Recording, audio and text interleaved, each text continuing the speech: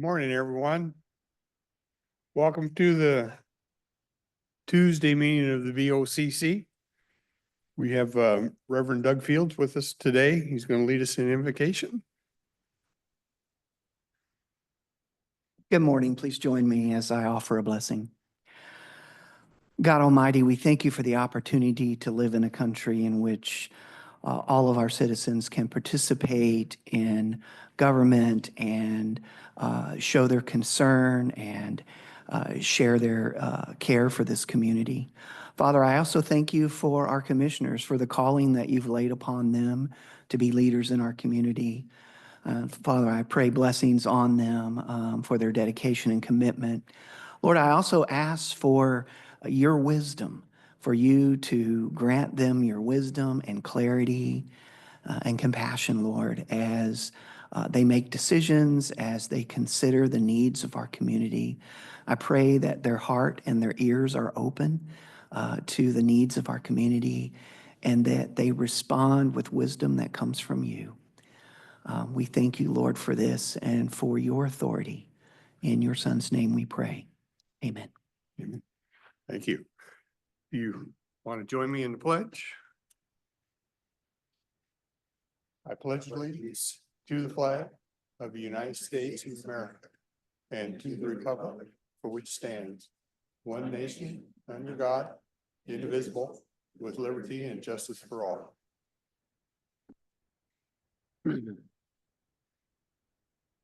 Mr. Dryer, good to see you, sir. It's been a while.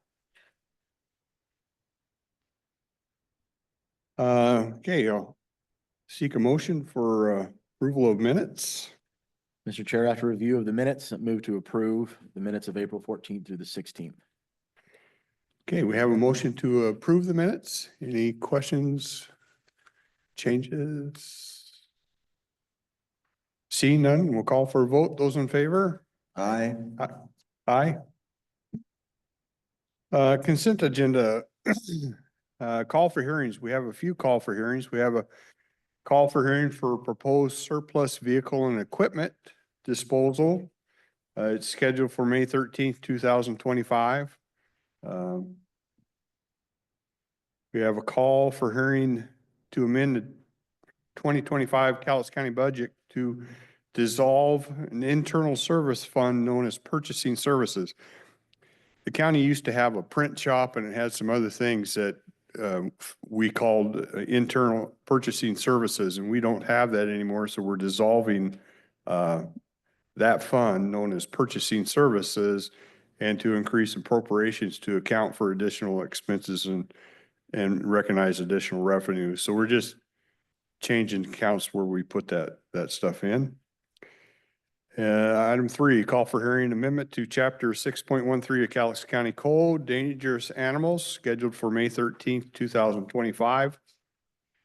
We've changed our code to better identify dangerous animals and how to handle them. We initially were looking at setting up a board to review those. Upon seeing other counties and having some issues with that, we think it's better to go to our hearing examiner to hear those cases. You probably only get maybe 3, maybe 4 at most during a year. So I think a hearing examiner, just hear them based on the merits of the code is probably a better way to go. People, when you have a board, let's be honest, people get emotional on animals and it can get kind of different. So that's the change in that. We're going from initially looking at a board to the hearing examiner.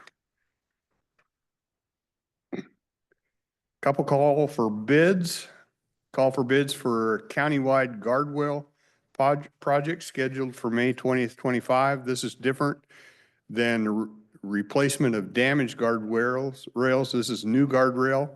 It's federal safety dollars. It's not county dollars. I think you would see a big part of this, if I heard right yesterday, up Little Calamity River Road is a big area for it.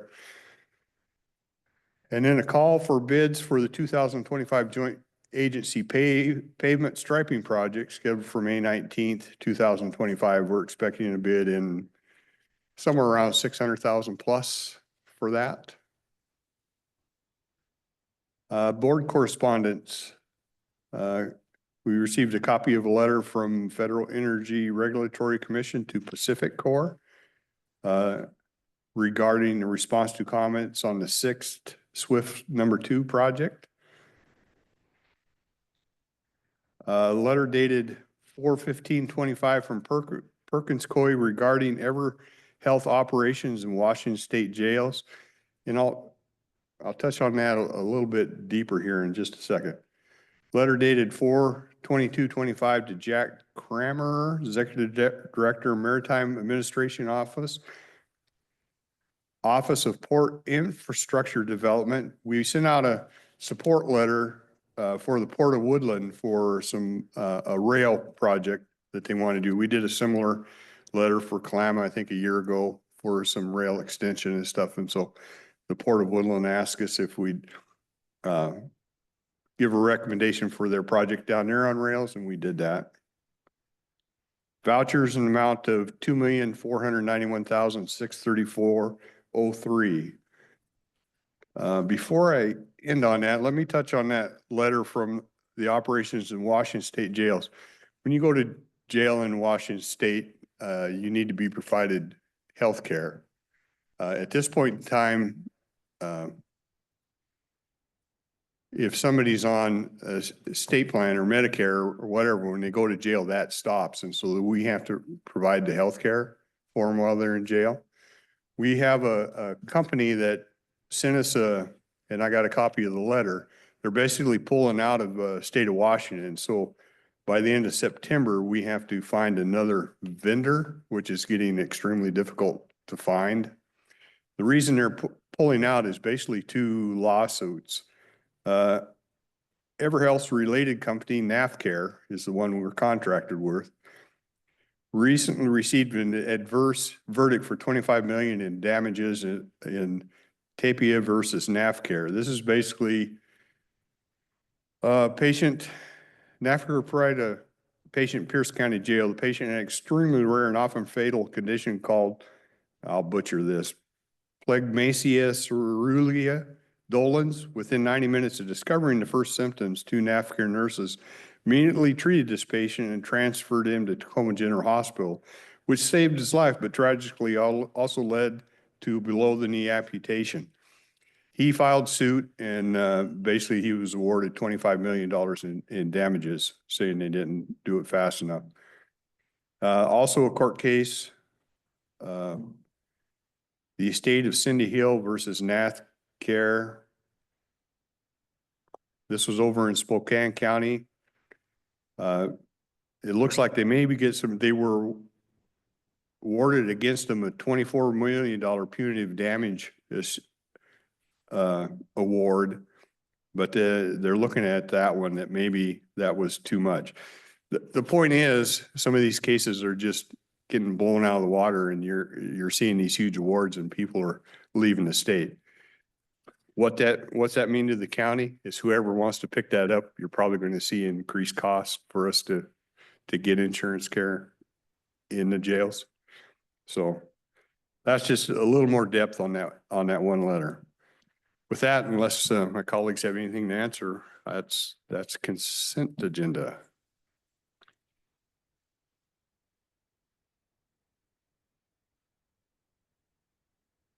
Okay. I move approval of the consent agenda. Okay, we have a motion to approve consent agenda. Any other questions or anything on consent? Okay, seeing none, we'll call for a vote. Those in favor? Aye. Aye. Aye. Thank you. And we have one motion item today, Public Works.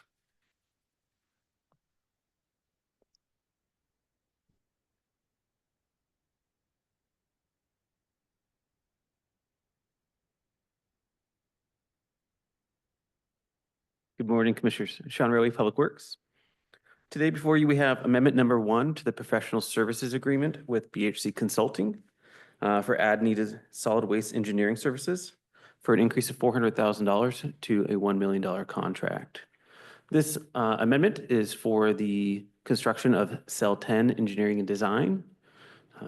We anticipate construction in 2026 currently. This will account for geologists, hydrologists, civils, gas infrastructure, stormwater, and such things like that as we plan for the development of the landfill. Sean, could you just for the public's information, describe why the increase? Yeah, so as we had planned, we had planned for 30% designs originally. We're at that point. As we continued the development, we need to increase that up to 100% design. And so that's why we're asking for this amendment.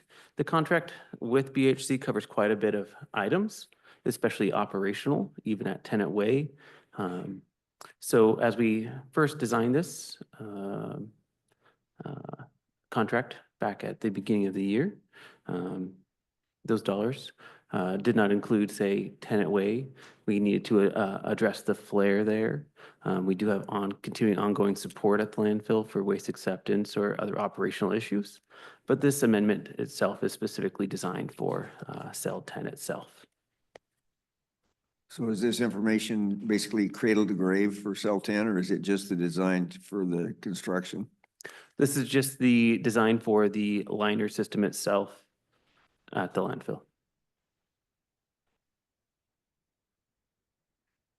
What's the expected time frame for it to get done, for them to get done with the design? So we are anticipating receiving the final design with the permits in November, December, so we can do an early year bid just for material procurement because this work needs to be done in the dry because of some of the conditions out there. So we're hoping to go out for bid either December or January. And this also gives us plenty of time. We're not completely full with cell 9. This gives us plenty of time to get 10 ready to go. So we're not behind the 8 ball. 100%, that's correct. Yeah, it gives us time to finish Cell 9 and move into Cell 10 at our convenience. Next summer? Is it at the time frame to open cell 10?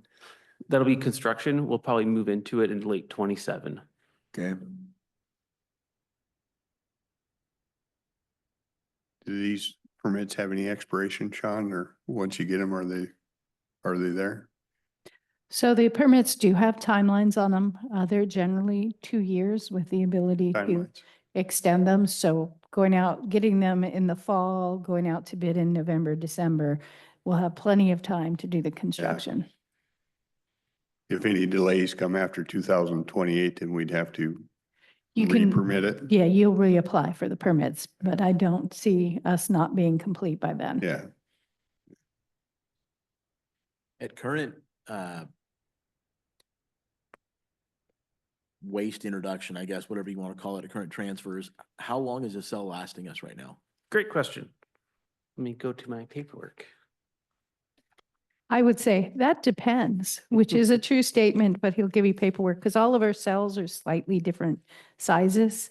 And so that's why the answer is it depends, but Sean has predictions on all of them. So Cell 10 is approximately 3.7 million cubic yards, and there's an estimated life of 4 3/4 years on that.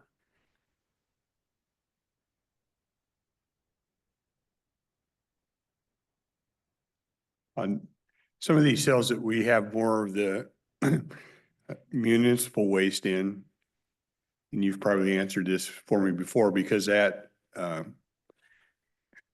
compacts or goes or, degenerates over time, are you able to open up and reuse those cells? Yeah, 100%. If you had to? Yeah, so as we continue to fill the landfill, we do our aerial surveys twice a year, and we track our compaction and settling and such things like that. And we continue to plan our fills around those. On the outer edges, it's much more important, so we can do our final cover and things at a timely basis. Right. Internally, when we are, say, pancake layering them, we have a better ability to come back and refill those areas. Perfect. Any other questions?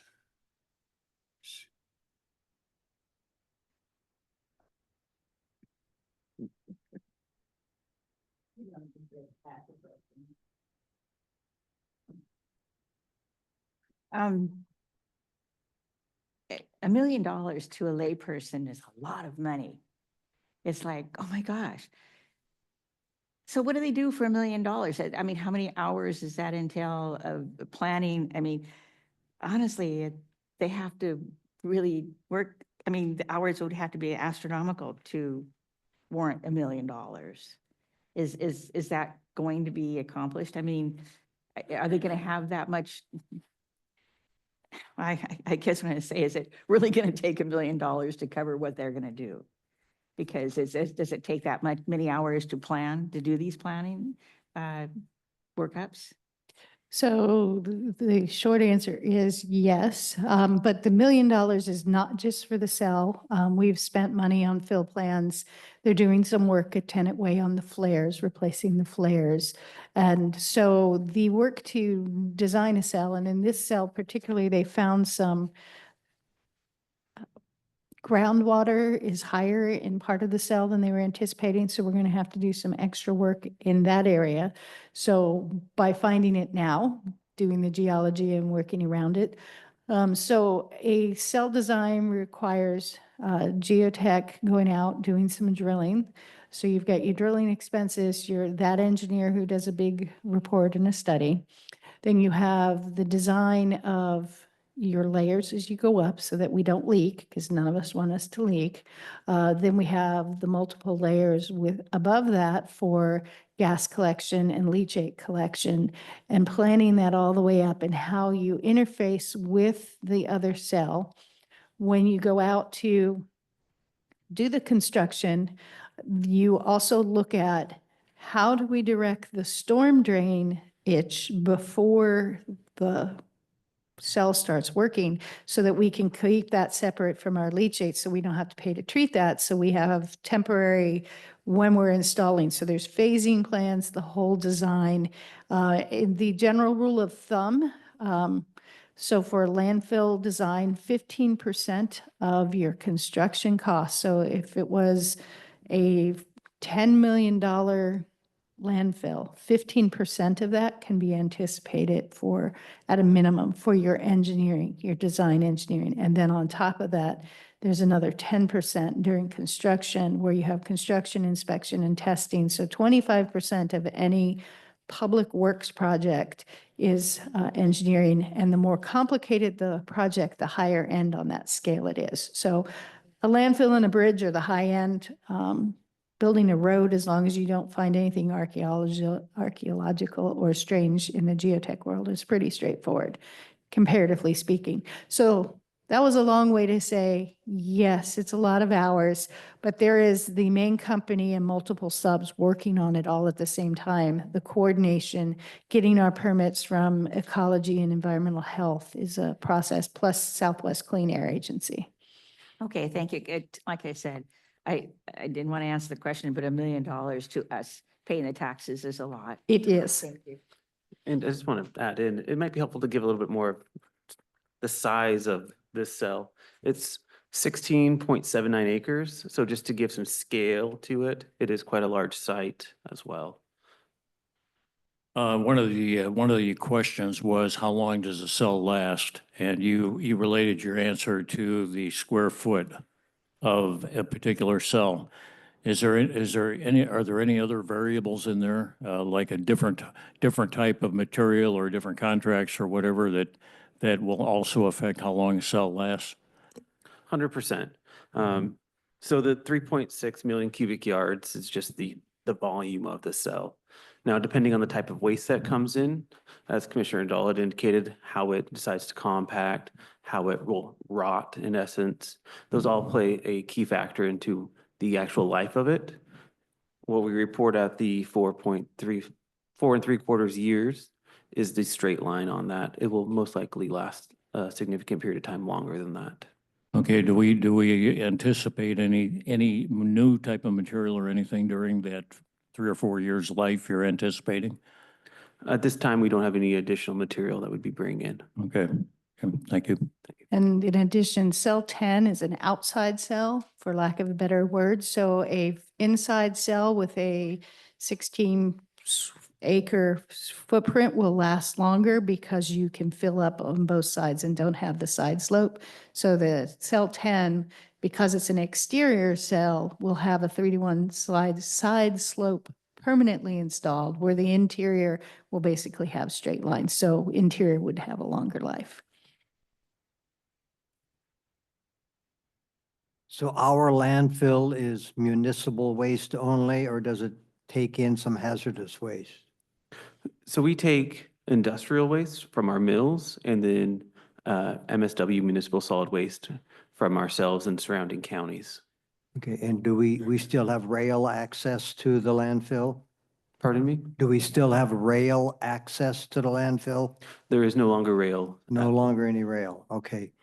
Just a point, I understand that one of the issues in the California burns down there is getting rid of all of their hazardous waste from the burn material, asbestos and things, and we're not in that business, are we? We're not. Okay, thank We've,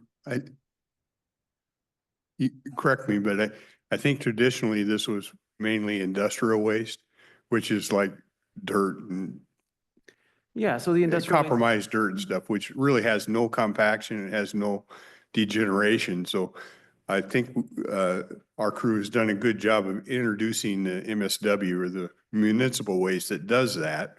It actually gives your landfill a longer life and it actually produces more of the gas, which we got us to the point where we're hoping to have a deal with PUD until that got shuttled. So I think they've done a good job of trying to make that mix a little better than just one-sided. By comparison, how many acres is cell 9 that we're working on? Cell 9 was 13.3. And how long has it lasted? Cell 9 would be about 5.5 years. Okay, And that's an interior cell. It's one slope is exterior, while cell 10 has two slopes that are exterior. For example, when we get to, say, cell 12 in the future, it's only 5.2 acres, but it's 4.5 million cubic yards because it's an interior cell. Okay. Any other questions? Okay, I'd entertain a motion.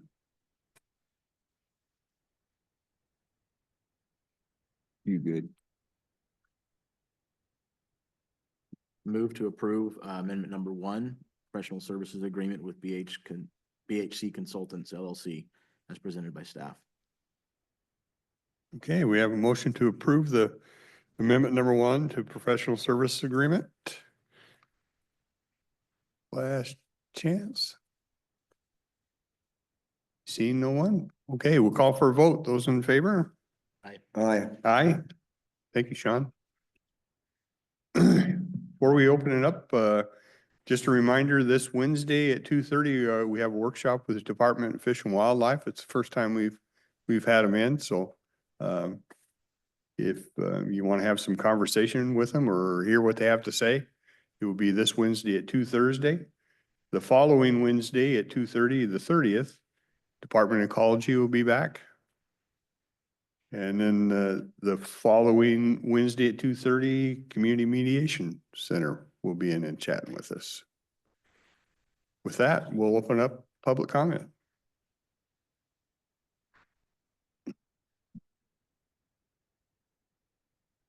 The discussion on landfill is very coincidental. My questions or comment has to do with waste handling in our community. Is that I'm getting input from some of the local contractors that trying to get in and out of the waste control facility on Third Avenue is becoming a nightmare. In one, we're blocking off the traffic on the road with people backed up. Trucks and things trying to get in and jackknife to try to get in and dump, et cetera, is becoming not only time consuming, et cetera, it's becoming hazardous. I don't know what your awareness of this situation is. And some of them are asking, why in the heck don't we utilize just the Tenant Way facility? We have a complete facility down there that is not being used that could be a transfer facility for more efficient operations. And it's sitting there doing nothing as far as we can tell. We've, first off, Waste Control controls their facility. They'll work with us, but they don't always listen to us. And Sean can bring up to date on what we have done down there to try to help with that. And from my knowledge, that has worked better. So I'm a little surprised to hear that it's still a big problem. But So let me comment, just the response. They try to listen, we pay their bill, so we do need to get them to listen to us. So at the transfer station, we have heard concerns with some of the commercial haulers, especially those that have their own self-tipping trailers or self-tipping trucks. We did take steps late last year for a time period in the mornings of about 2 hours that are for contractors only, that allows them premium access into the transfer station. The transfer station was built in 2007, and so it is an aging facility. We have wanted to work with them on a better plan as we continue to grow within the area. It does have limited space, only 2 bays for any of the self-tipping trailer options or truck options. The rest of those are manual unloading. We have discovered that some of the more contractors prefer not to manually unload their vehicles or equipment. We do understand that the backup can get significant, especially during the premium times at the transfer station. And we've tried to address that as well with waste control and the flow of the traffic within there. And it's an ongoing process, and I think we are continuing to work with them to try and optimize that transfer station as much as possible. My observation of the efficiency is that most contractors and many of us private people now have dump beds that dump up, et cetera, for dumping. Well, you can't use those on the belts, et cetera. You still have to go and dump everything on the ground to be handled again and moved around again. And if you have just a short bed, backing up to the conveyors, et cetera, is a nightmare, et cetera, closing off traffic. So let's put it in perspective of contractors and people that we're trying to make efficient construction for everything. That's a nightmare down there if you want to be a contractor or just an individual like I am with a dual axle dump bed trying to get in and get out, jackknifing, et cetera. That's inefficient and dangerous. how long is our contract with Waste Control? 2044. Yeah, it goes out. And that was signed, I think, before we took over the, Yes, the Landfill. original contract, I think, was 2006. yeah.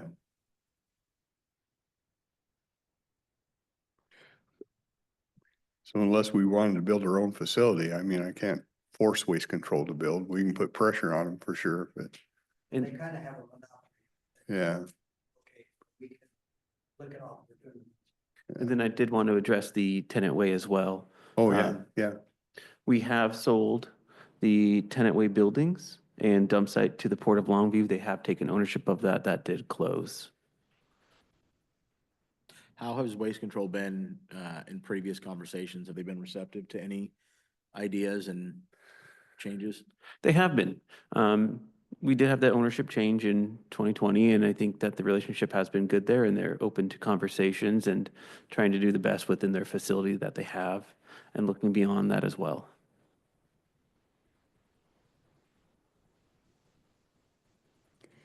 We would like them to have a plan to expand or do something bigger there, but so far they've been resistant. Mhm. Yeah.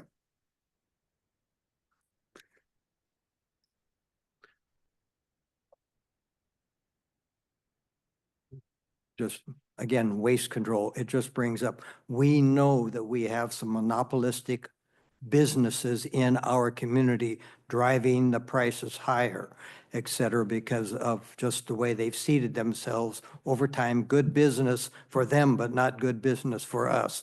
Wilcox and Flagel is another one. We can all look at the prices on the gases in our community, and you drive just outside and the prices drop 10, 20, 30, 40 cents. And that is Fred Meyer's, and those are all geared into, tied into basically another monopoly. So, you know, it's an awareness that we need to be aware of, and thinking is that it's again, how do we encourage competition? And that's Yeah. And county, your bids and things are a great opportunity in whatever way to encourage competition.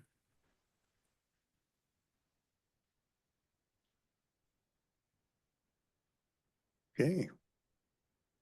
Anything else?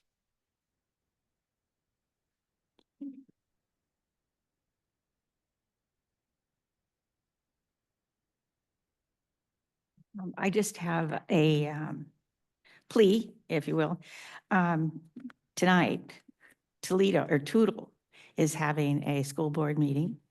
And in that meeting, they are going to determine whether or not to let boys participate in the girls' competitions, sports competitions, and as well in their shower rooms, okay, bathrooms.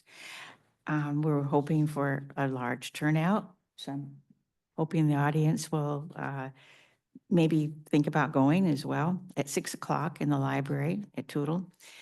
Or, you know, if we could get people to go and we could stop that, it's going to cost them. The state is going to, get upset, not fund them, but they're standing for moral righteousness. And I think we need to support them. So I'm hoping that maybe one or two, so many of you guys would like to go. It's a first. Our Castle Rock people, they haven't come to that point yet, but Tootle has, and I applaud them greatly and support them. And I'm just hoping the other people will. Thank you.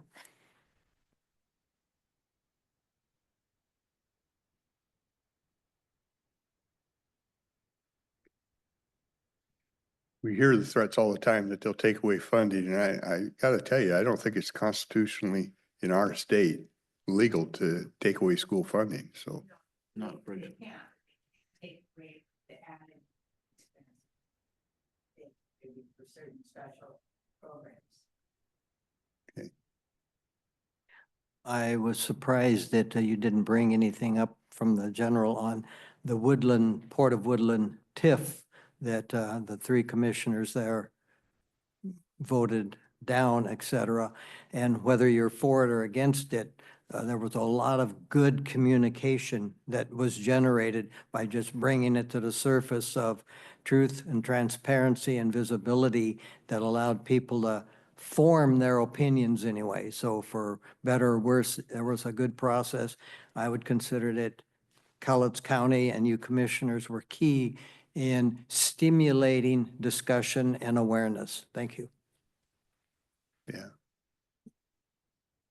We participated in a lot of those public meetings and different forums that it came up for discussion at city council meetings, at the port commissioners meetings, and we had taken a position as a board against that TIF, that tax incremental funding program that they were working on. And fortunately, it did generate enough interest, and different people from all across the county got involved with it enough to successfully, from my position, from our position, successfully stop that thing. I was in the meeting when they voted against it. So was Steve Rader, excuse me. And I got to tell you, I just held my breath right to the last minute on that thing, waiting to see which way it was going to go, because I know one of the commissioners was very, very much for it, wanting to make that go.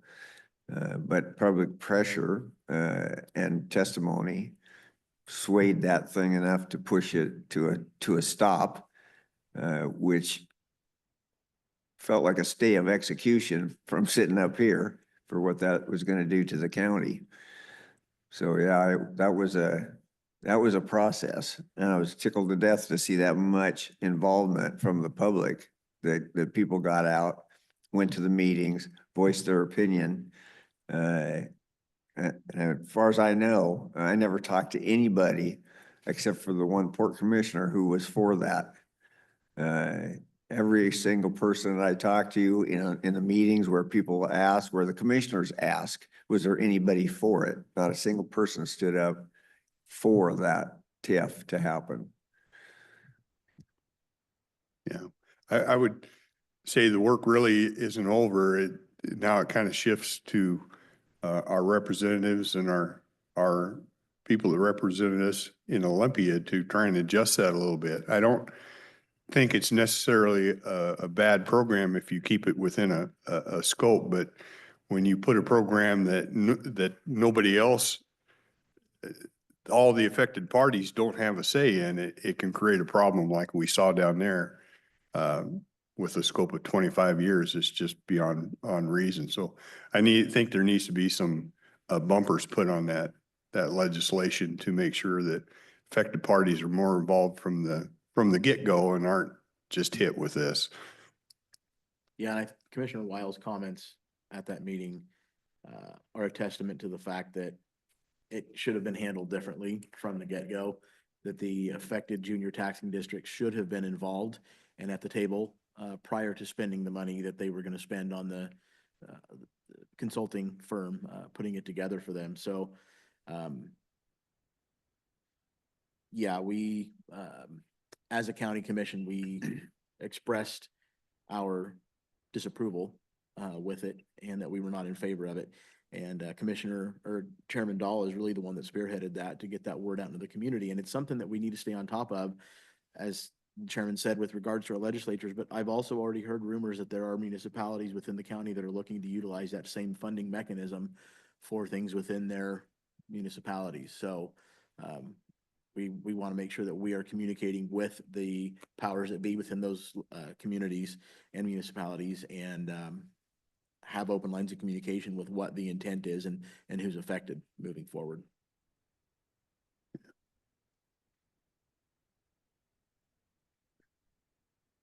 That was a good effort by all of you.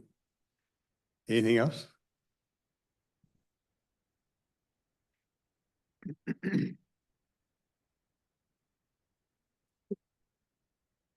I'm probably going to be repeating what's already been said, but I think when we have joined together as a group and we've all been on the same page through this, this has been a lesson to us to know that if we gather together and stick up for what we believe, that it's gonna work in the right favor.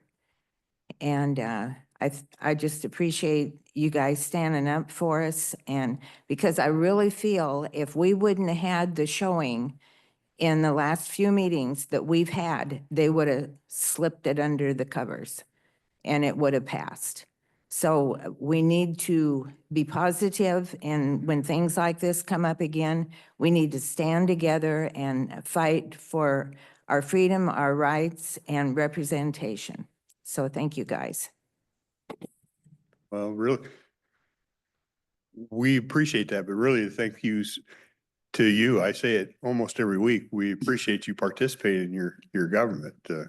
Mr. Dreyer's been doing it for years and years and years. So I think it's something that all of us as citizens on the other side of this desk need to just participate.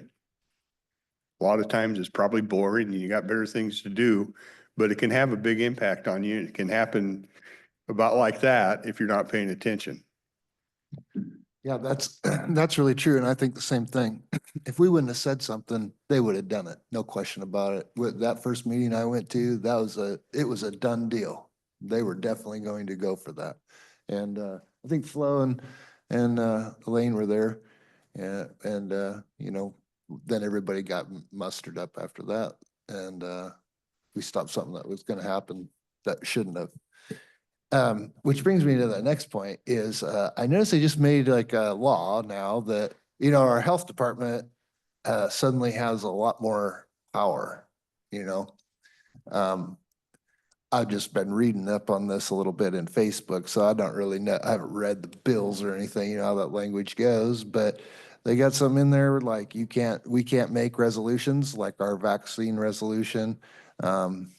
Looks like our local health department people, I don't know, I've been waiting to see Gina come through here because I wanted to ask her about this. But they're going to have a lot more power over mandating mandates, you know, which is something that brought us all here in the first place, you know?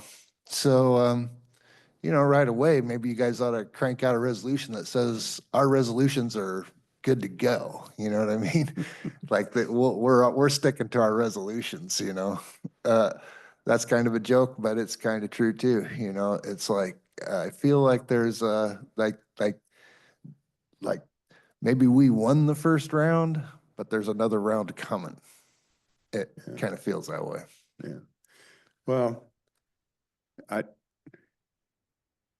think I'm fairly safe in speaking for us up here. We're going to fight for the rights of you guys. I don't see a time when we're not going to fight for the rights of you guys, but it takes more than 3 people.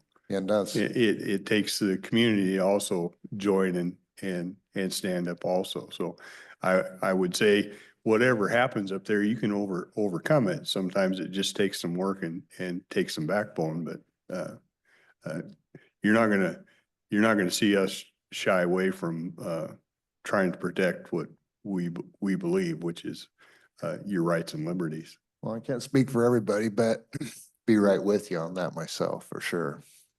Well, you know, Glenn Morgan, you know who he is. Yeah. And one of the things he says all the time is the future belongs to those who show up. It's true. And I believe I've read the bill that you're in reference to, and somehow before that passed, there's a sentence that got put in there that says that this bill, in essence, it says, in no way is meant to remove your right to body autonomy and make a decision for yourself. But then it goes on and says all those things that says basically the State Board of Health has the final authority on every dang thing under the sun. Yeah. And the local authority has none. Basically, that's just about what it says. But there is that statement in there that somebody got in there before it passed. It says that basically you still have a right to decide what's going to happen to your body. Yeah. So Let's hope. Unfortunately, this legislative season, there's going to be a lot of stuff to weed through and figure out. It's all over the place. So and they're still in session, I think, Yeah. until the 29th or so. we got some ecology bills that make us worrisome on the landfill, giving ecology more authority over that. I mean, it's a big gamut. This session is just really broad.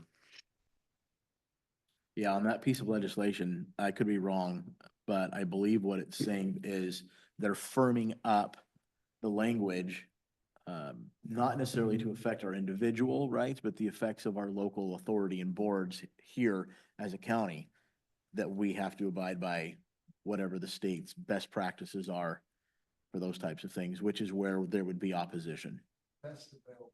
Yeah. Oh, yeah, and those scientific grounding, yeah, language. Whose scientist do you want to believe? Anything else? Okay, once again, thanks for participating. Mr. Dyer, good to see you, sir. We will adjourn.